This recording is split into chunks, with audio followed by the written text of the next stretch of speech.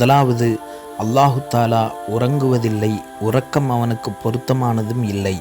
இரண்டாவது, அவனே இரணத்தை குறைக்கவும் செய்கிறான், அதிகரிக்கவும் செய்கிறான்.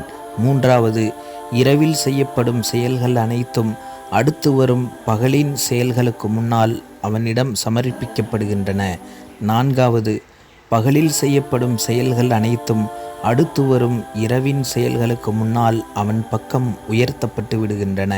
ஐந்தாவது, அல்லாஹுவுக்கும் படைப்பினங்களுக்கும் இடையே உள்ள அவனது திரையாகிறது ஒளியினால் ஆனதாகும்.